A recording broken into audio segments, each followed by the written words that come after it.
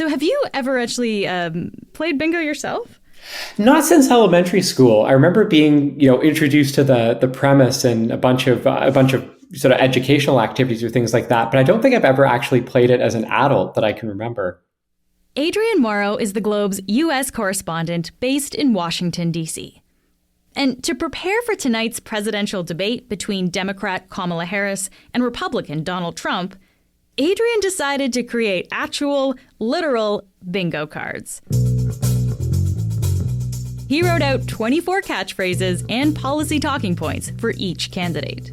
It's a great way for people to track a lot of the things that they're going to be hearing and think about a lot of the big issues and policies at stake, but in a way that's a little bit more novel and maybe easier to engage with than reading one of my usual long boring news stories. Never boring, never boring. But if we were going to talk bingo with Adrian, producer Madeline White made sure that we were well equipped to do so, meaning she bought a bingo cage. I'm both nervous and excited to see what Meg has in store. No, this is amazing. I love that we're leaning into this so much. Hello. We're very excited. Okay, Maddie's here. What? Oh my God, it's so small. Yeah, I was definitely giant thing. I was like, where am I going to put my computer? I was expecting like a big, huge, like game show television. Yeah. Okay, so let's load this sucker up. Oh my God. That's great. We're running like the world's saddest game show. Marbles are loose.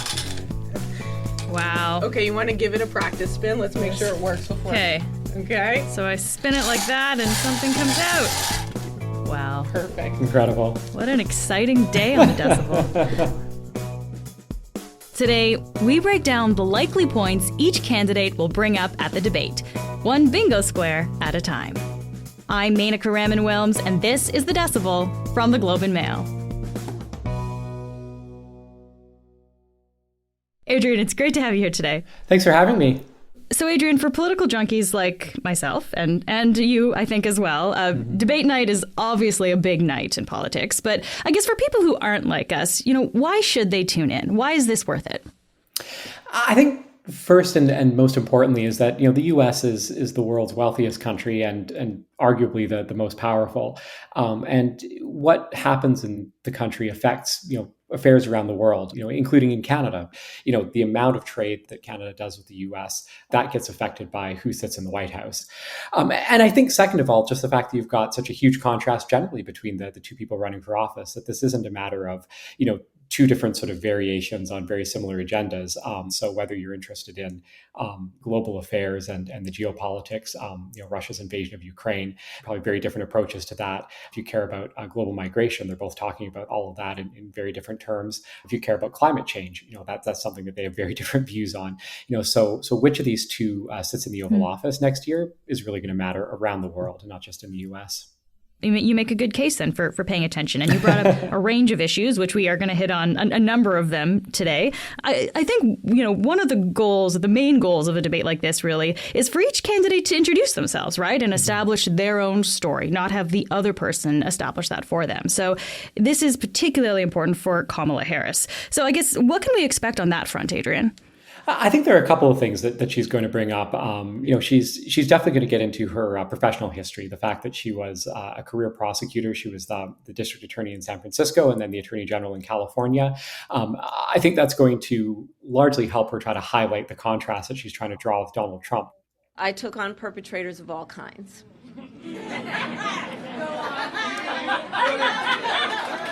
Predators who abused women.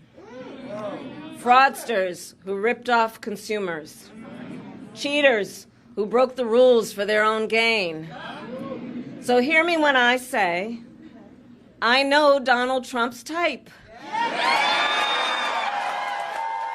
Kamala Harris certainly comes off as a sort of liberal California intellectual. And so I think she's going to try to play up a lot of the things in her background that probably make her relatable to a lot of average Americans. The fact that she was raised primarily by a single mother for most of her childhood, that they sometimes struggled to make ends meet, and they lived in apartment buildings and things like that. The fact that she's the daughter of two immigrants, a very sort of American story, a father from Jamaica and a mother from India who met in university in California, and then had Harris and her sister. So, and also I'm a career prosecutor, and just look at me compared to the other guy. Yeah. Okay. I'm noticing on my card here, did I mention I'm a former prosecutor under Harris? So I'm going to stamp that one. I've also got one here that she might bring up her part-time job at McDonald's when she was in university, Adrian. So why does she like to bring up that? That's correct. Yeah, that's something that makes her very relatable to most Americans. I mean, the vast majority of people in the U.S., as in Canada, have had to work in the service industry at some point in their lives. They've all been there.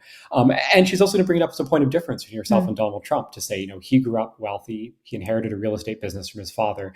She's going to say, I didn't have those sort of economic advantages. I put myself through university by working at a fast food joint. Let me ask you about Trump then, Adrian. People know Donald Trump. He has been president before, of course, right? So how is he going to position himself in this debate? I think if he's going to use one point to try to define himself as a person, or to define his character beyond the sort of things that he's promising ideologically, I think it will be referencing the attempt on his life in July. The way that he behaved in the aftermath of the assassination attempt, he looked very tough. We saw him coming down from the stage with the blood coming out of his ear, pumping his fist in the air and shouting at the crowd to fight. I mean, Donald Trump looked in that moment exactly the way that Donald Trump wants to present himself, as this tough guy. And I think he's going to want to hold that up as an example of, I was so tough in the wake of, the most traumatic experience of my life. Think of how tough I'm going to be when I'm in the Oval Office. The things that may be more telling about Donald Trump's character and perhaps a little bit more prosaic to people are, he very well might brag about the size of the crowds at his rallies. This is something that Donald Trump really cares about. He cares a lot about public approbation. And he may complain about Kamala Harris's social media following, because he's really shown, over the summer, Harris had this surprising momentum on social media, and all these people kind of organically creating TikToks and things like that about her. We saw him complain on Truth Social a couple of weeks ago in an all caps post about how he claimed that Kamala Harris's follower count was not real and she was inflating her numbers and all this. So I think we will probably see some variation of that, that claim of public love that he likes to make. Yeah. Huh. Okay, so looking at the card, we've got describes how close he came to being assassinated. Yeah, where is that one? Where is that? Well, here it is. There we go. And bragging about crowd size. Yep. And then complains that Harris's large social media following is not real. Okay, so that is how they're going to define their own character. But Adrian, what about attacks on each other's characters? I think if Donald Trump is sticking to the sort of issues that his campaign, I think, has laid out as the contrast that they want to draw with Harris, we'll certainly see him try to paint Kamala Harris as being, far to the left and being a radical. We've seen him in rallies referring to Kamala Harris as Comrade Kamala, describing her as a communist. The other thing to watch for on this, and this may be the most important thing to watch for, is whether Donald Trump brings race into it, likely by making fun of Kamala Harris's first name. We've seen him do this at some of his rallies, where he claims that Kamala is somehow an unpronounceable name. And this is the sort of thing that, when he does this in front of his supporters, I think people are so in the mainstream in the US, people are sort of so used to Donald Trump being Donald Trump. A lot of people either tune it out, or they don't watch these kinds of rallies, or they don't really, think about what Donald Trump is saying. If he says it at a debate, where he's got a much broader audience in front of him, I think that really raises the significance of him saying these things. He also questioned if she was black, right? He did that in front of a room of black journalists before, actually.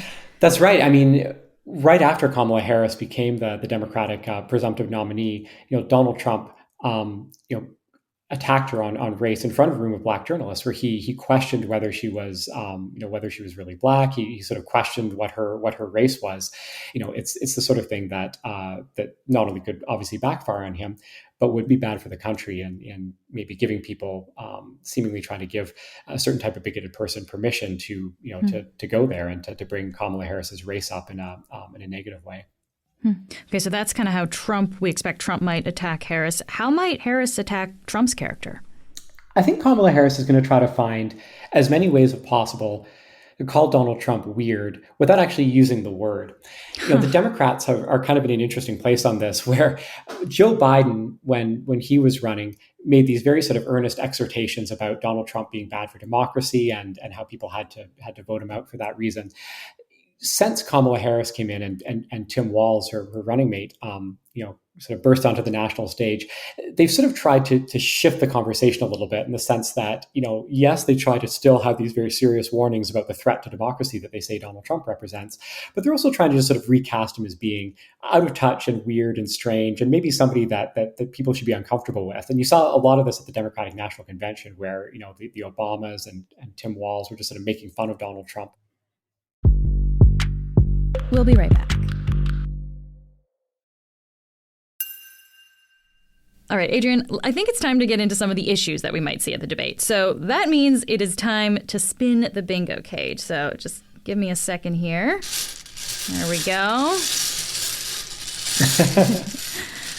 Okay, so I've got one here that says recounts of violent crime perpetrated by an immigrant. So, Adrian, this is one of the Trump squares. So tell me, why did you include this? Immigration is Donald Trump's foundational issue. In 2015, 2016, when he was first running for president, the campaign-defining promise for him was building a wall on the U.S.'s border with Mexico.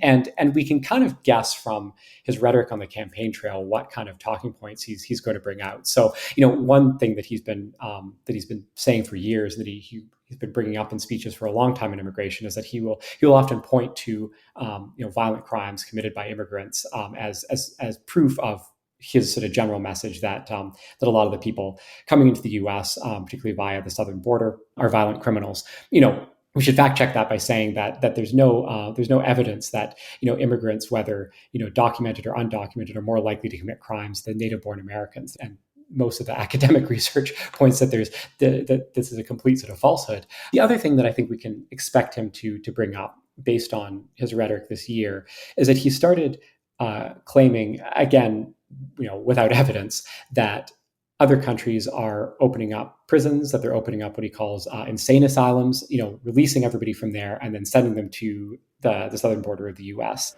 They're coming from prisons. They're coming from jails. They're coming from mental institutions and insane asylums. The press is always on me because I say this.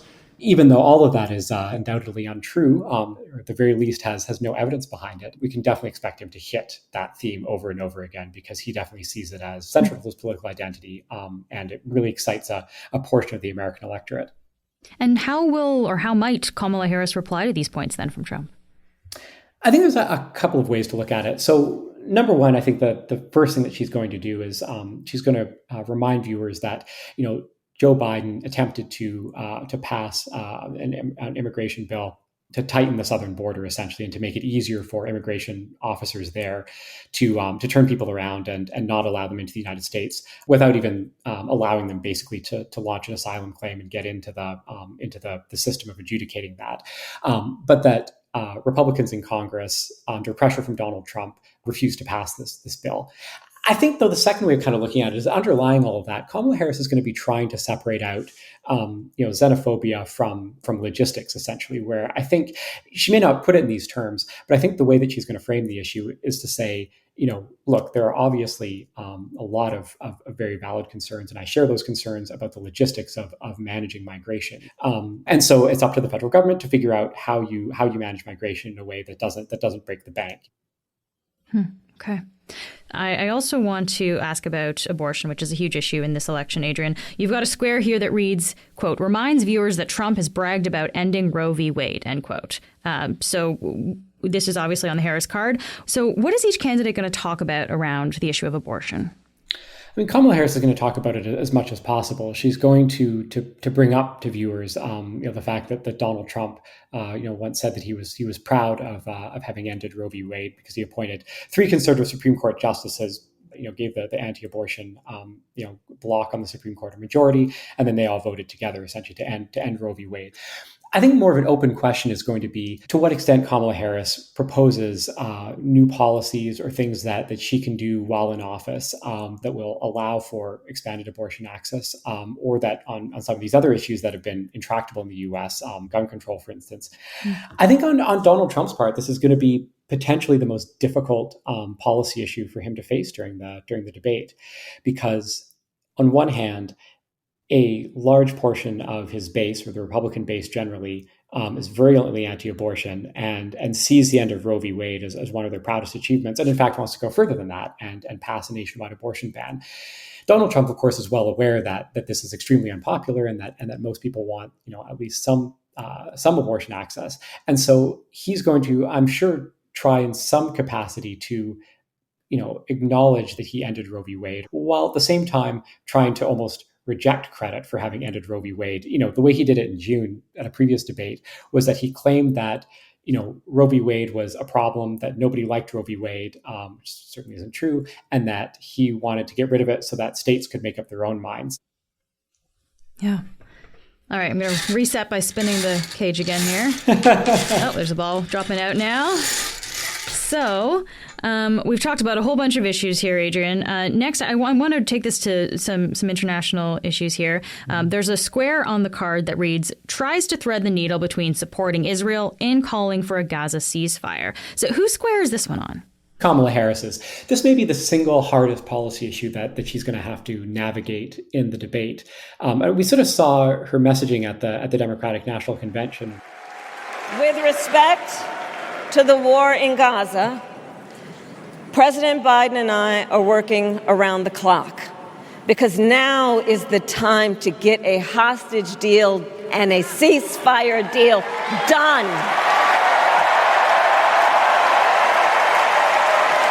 And let me be clear, I will always stand up for Israel's right to defend itself. At the same time, there's a large constituency of Democrats that, at the very least, are deeply concerned, if not outraged, over what the Israeli army is doing in Gaza. I think it's going to be a very, very difficult thing for her to do in the debate. Her convention speech was extremely carefully worded, and she may not have, the opportunity to choose her words so carefully when she's in a more sort of spontaneous back and forth on the debate stage. Yeah, and while we're on this topic, Adrian, remind us, what has Trump said on this issue? Trump has talked about how he thinks that the Israeli invasion of Gaza is going on too long, and he thinks that Bibi Netanyahu, the Prime Minister of Israel, should finish things up. Essentially, he said that a few months back. But that said, I mean, his party and the majority of Republican voters are so pro-Israel that I think he sort of knows what he's going to say on that. Much harder for Trump, and I think an area that Kamala Harris is going to press pretty hard on is Russia's invasion of Ukraine. Trump has basically promised to immediately end the war in Ukraine, if he won the election. He's not said how exactly he would do that. And the accusation from Harris and from most people that are pro-Ukraine is that what Donald Trump is essentially saying is that he would put pressure on Kyiv to surrender to Putin, or at the very least to make a very unfavorable deal for Ukraine and give up a bunch of territory or that sort of thing. Okay. Adrian, we also have to get to issues of the economy, because this is huge right now in Canada, but also in the U.S., of course. There's a square here that says, uses the price of bacon to exemplify post-pandemic inflation. So who might end up doing this in the debate? They say you're going to vote with your stomach. I don't know if you've heard it, but it's a little bit true. And groceries, food has gone up at levels that nobody's ever seen before. We've never seen anything like it, 50, 60, 70%. You take a look at bacon and some of these products, and some people don't eat bacon anymore. And this is one area where Trump might actually be able to reach the very small pool of swing voters that still exists. So I think Trump will raise inflation, and I think this is probably something that his handlers are probably pushing him towards. Okay, and how is Harris going to talk about the economy and inflation? Because she was part of the last administration, right? So how is she going to defend, I guess, against these attacks? So whenever Joe Biden tried to defend against these attacks, he would sort of point to these very big picture kind of macroeconomic things. I'm not sure how well that that messaging worked, because a lot of people look at it as well, things are more expensive than they were 4 years ago, as opposed to sort of looking at these larger kind of economic trends. So you might see a little bit of Kamala Harris trying to reprise that rhetoric and maybe say, we didn't cause the inflation, but we handled it as well as anyone could have. But I think you will also then see her pivot to making some specific promises on, eliminating the tax on tips, which is an idea that she got from Donald Trump. The other thing that she will definitely bring up in this case is Donald Trump's trade policy, where he's talked about putting between 10 to 20% levy on all goods coming into the United States. So I think Harris will bring that up, and she will probably frame it the way she does in the campaign trail. She calls it a Trump tax. And that idea is because Donald Trump always talks about tariffs in terms of the amount of revenue they bring in for government. But what he doesn't talk about is that most people end up paying for tax or paying for tariffs are consumers, because big companies, will import goods, and then they will turn around and hike the cost of goods essentially to make up for the money that they're losing in paying the tariff to the government. Right. So, Adrian, we've talked about a lot here. Some of these issues are definitely going to be talked about in the debate. But I guess I wonder, what are some of the wild cards on this bingo square? Like, what may or may not actually be brought up tonight? Maybe the single biggest wild card, at least for me, is whether either of these candidates says anything about Canada. Kamala Harris spent most of her adolescence in Montreal, but she very much elides references to Canada, to Montreal in her speeches. I think during her convention speech, she named a couple of different places in the U.S. that she had lived growing up. But then instead of naming Montreal, she said, we lived wherever our parents' jobs took us. Which is a very funny way. The square you have here on the bingo card describes an episode from her life that happened in Canada, but avoids mentioning Canada. So that's exactly what you're talking about there. Yeah, that's exactly right. And so I think there's a very real possibility that she will reference something that happened in Canada. Well, she'll talk about, moving around a lot as a kid, maybe, but then conveniently not mention where any of this took place. Most people running for high office in the United States do not emphasize their ties to other countries. Just ask Ted Cruz what a good time he had over the fact that he was born in Calgary when he ran for president. You had Donald Trump questioning his ability to serve as president over that. Certainly incorrect, but I think that gives you some indication of just how these kind of things tend to fly. To round out here, Adrian, what are you watching for? And if you and other people are trying to assess the debate tonight, what does a win look like for each candidate? I think the single biggest thing that a lot of us are going to be watching for is which Donald Trump shows up tonight. Are we going to see the Donald Trump who showed up at the June debate, who was surprisingly effective by, yes, bringing all the same sort of over-the-top rhetoric that he usually does, but doing it in a relatively controlled and kind of tactical way, but fundamentally not be baited by Harris, not come across as crazy or shouting or just plain weird. And I think if he can do that, I think that will ultimately be, for him, will sort of be the best possible night to be able to come out with all the different things that he wants to say, but without sort of coming across as sort of screaming and bombastic. I think for Kamala Harris, that the difficulty is going to be that she has not done a lot of these sort of spontaneous appearances. So I think there will be this question of whether, for 90 minutes she can come across as the sort of joyful but competent person that she's trying to project herself to be, or whether she's going to come across as lackluster, I guess. And certainly for her, she's already signaled that she's going to try to bait Donald Trump. And so I think ultimately, how Donald Trump behaves will be as central to how people see the debate, I think, as the actual policy issues that they discuss. Adrian, this has been so interesting and very fun as well. Thank you so much for taking the time to be here today. Yeah, thanks for having me. And I'm happy to report that I have 2 bingos on my cards here. I've been dabbing as we went along, and I got 2 wins. Amazing. Congratulations.